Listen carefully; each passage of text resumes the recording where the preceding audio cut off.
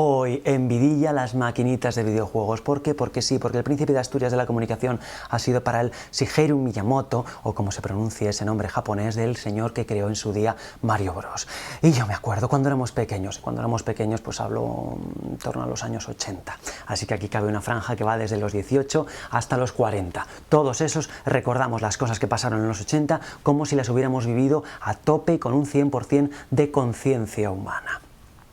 Esas maquinitas que nos regalaban y que cuando se nos regalaban, como no teníamos dinero porque éramos escolares, íbamos al colegio y no ganábamos nuestro propio dinero, ahora tampoco lo ganamos demasiado, pero bueno, cada compra que se producía en casa o cada regalo era una auténtica ceremonia que habitualmente tenía que corresponder con cosas como cumpleaños, comuniones y demás celebraciones propias y susodichas de la infancia. Ah, claro, y las navidades con los reyes, Papá Noel, el Olenchero o demás personajes de fantasía. Bien, las maquinitas que había cuando éramos pequeños y que eran las precursoras y donde empezó a aparecer ese graciosísimo personaje llamado Mario Bros. Maquinitas como la Nintendo de doble pantalla. Pero eso es una Nintendo DS, double screen, de las que hay ahora. Bueno, de las que hay ahora, este es el primer modelo que salió de este formato, de este tamaño, con este diseño, allá por los 2000 y medios. Si se me acaba la batería, habrá un pequeño corte de edición y seguiremos con otra batería nueva. ¡Qué espontáneo eres, Vidilla! Sí, total. Doble screen, pantalla. O algunos pensaréis, los nacidos en los 90 tardíos, diréis, esta máquina es como muy reciente. Pues no. Esta era lo que podíamos llamar un poco más la precursora, la creadora. Las maquinitas de Nintendo Games. ¡Oh! Un perro. Sí, en esta comunidad del nuevo plato de Vidilla hay un perro que ladra de manera aleatoria. Bueno, como casi todos los perros, de vez en cuando están pasando el día y hacen ¡wow! Y ladran. Se sienten bien, se sienten felices, se sienten caninos. Game & Watch. Juego y reloj. Maquinitas, una auténtica ceremonia cuando llegaban a casa, con una especie de chapa aquí que a veces se despegaba y había que pegar con un poco de pegamento y medio para que volviera a funcionar, pegamento y medio, que era el pegamento inocente que nos dejaban llevar al colegio, no pegamentos como el Gomafer, que era ese amarillo que lo abrías y te pegabas un pedo que bueno, había gente que se pegaba pedos con el pegamento tipo Gomafer, si iban por las calles con unas bolsas esnifando el pegamento. Pero bueno, eso son historias negras muy contradictorias con el espíritu auténtico de Vidilla. Por cierto, ese pegamento, si lo echabas en el corcho blanco, que algunos llaman corcho pan, se deshacía, desaparecía, era una reacción química propia del hormiguero. Maquinita Donkey Kong. Esta es una de las que conservo, con sus tornillos, su parte frágil, como su parte, era un poco como los discos 5 1/4, que se supone que si tocabas en la zona que estaba desnuda, magnética, se jodían. Leyenda urbana. Esta zona de plástico que era el cableado, por aquí es por donde se transmitía toda la información de una pantalla a otra, para que luego nos veamos ahora súper modernacos. Doble pantalla. ¿Y eso qué hay? ¿Qué? Pues es el decorado del juego, por supuesto, un decorado que se mantenía aunque tú quitaras las pilas. ¿Por qué? Porque estaba, señores, señoras, directamente pintado en el interior del juego. ¿Cómo funcionaba? Con pilas botón.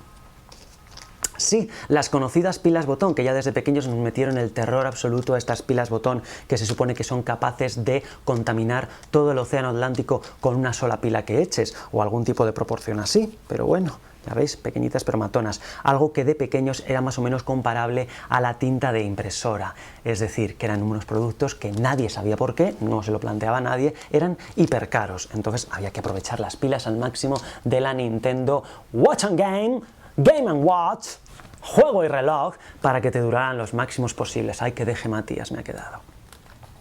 Abrías la tapa... ¡Uy! Si había dos pilas ya y estaban gastadas. ¿Han soltado ácido o jugo, como he oído alguna vez decir? No, están impolutas, las echaré en algún contenedor. ¿Cómo funcionaba? Con dos pilas botón. Los niños raritos, los niños rancios, de pequeños, lo que solíamos hacer es terminar de jugar y quitar las pilas, es decir, que renunciábamos a la capacidad reloj que tenía la maquinita. ¿Por qué? Porque pensábamos que gastaba un huevo, pero ya ves, no, el cristal líquido que tan de moda está ahora con los libros electrónicos no gasta una puta mierda, entre otras cosas porque ni siquiera es capaz de emitir por sí mismo luz. ¿Qué quiere decir?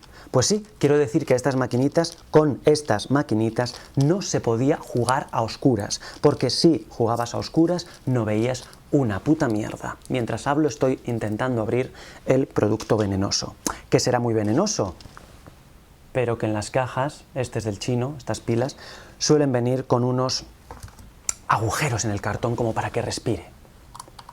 Poníamos las pilas. ¿Qué hacíamos para no perderlas pero desactivar la maquinita? Ponerlas del revés. ¿Que podíamos haber creado un cortocircuito de pequeño sin haberlo previsto y había explotado todo por los aires? Pues seguramente. Pero nos la jugábamos. Momento súper emocionante. Poníamos las pilas, cerrábamos y se veían todos los muñecos. Todos. Sí, como si fuera una especie de dibujos animados cuando tú, flequillo cabrón, cuando ponías las pilas a un aparato de este tipo y lo encendías, de primeras lo que aparecían eran todos los, podríamos llamarlo, frames que componen el dibujo, es decir, todos los fotogramas. Escuchen.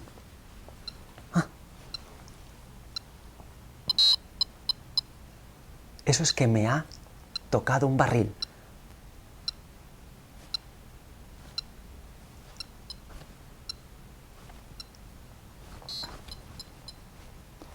¿En qué consistía el juego? Pues ahí vemos a un...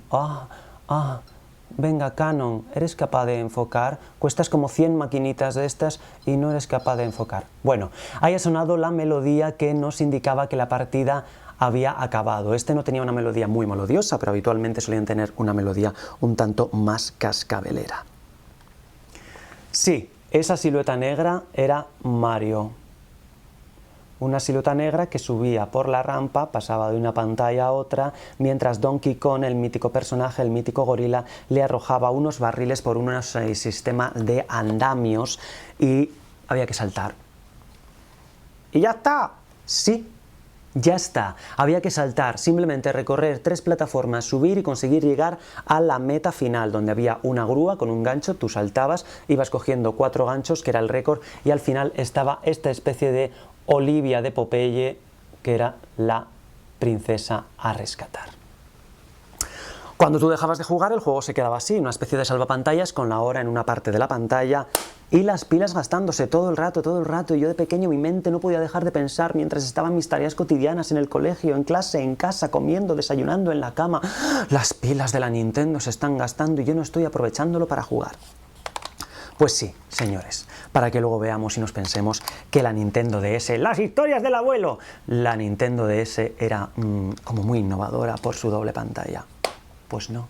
Hombre, es innovadora porque tiene color, tiene 3D, tiene cámara, tiene todo tipo de cosas que en estos momentos eran impensables. Pero claro, cuando solo tenías esto, no te quedaban más cojones que hacerte la idea de que solo tenías esto y jugar partidas y partidas y partidas, que es una cosa por la que a mí no me enganchaban los videojuegos. Es un poco tipo los libros de Elige tu propia aventura, de la editorial Timun Mas, que daba como para muchos chistes ese nombre de editorial. Eran unos libros que te empezabas a leer el libro y luego te decía, ¿qué quieres? ¿Abres la puerta o no la abres? Si la abres, ve a la página 30. Si no la abres, ve a la página 45. Y entonces de repente ves la página 45 y ponía, hay un agujero, te mueres, te caes, fin.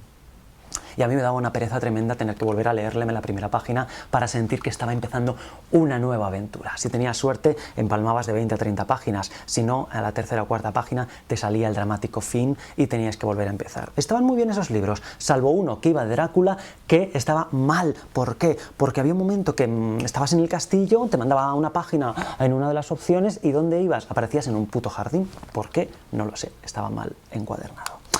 Esa maquinita fue una de las precursoras y esta fue otra de las precursoras. Por ejemplo, este tipo que sacó Nintendo, que se llamaba Panorama Screen. Estoy mirando a ver si pone algún año. Sí, este es del año 1983 y tiene la patente pendiente. ¿Seguirá pendiente? Si fuese España, seguro que sí.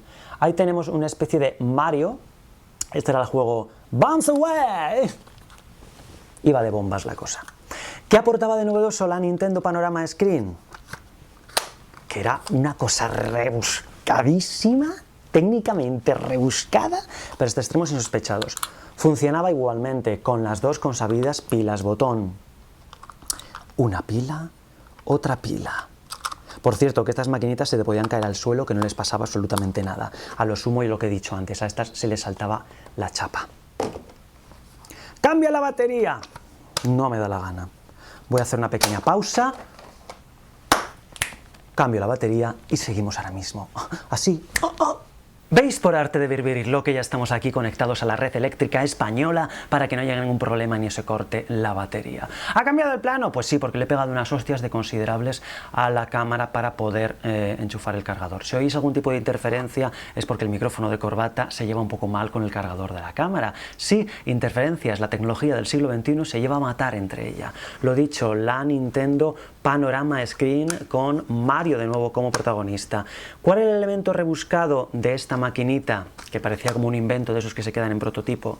Que utilizaba la luz del día natural y generaba colores. ¿A través de cómo? Pues no lo sé, no llegó a tanto, pero de un sistema por el cual esta superficie translúcida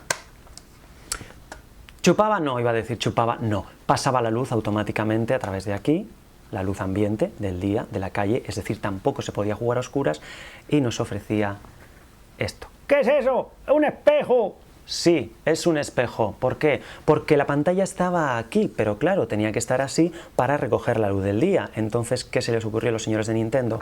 Colocar en la parte inferior un espejo y tú jugabas mirando al espejo. Los números, marcadores y personajes estaban invertidos para que en el espejo los vieras al derecho. También tenía reloj, también tenía alarma. ¿Alguien la usaba? Yo no.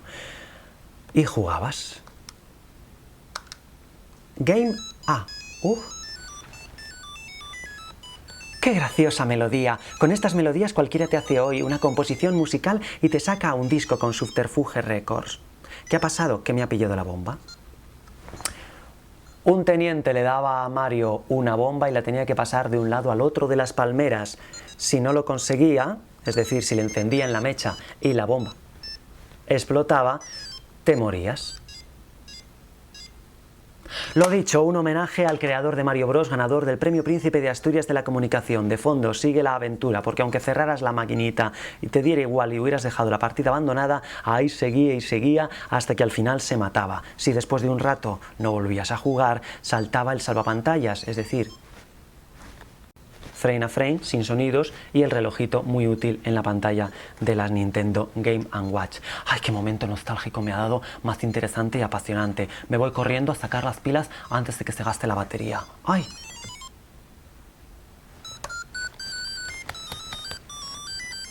¡Ajá! Se acabó la partida. Adiós.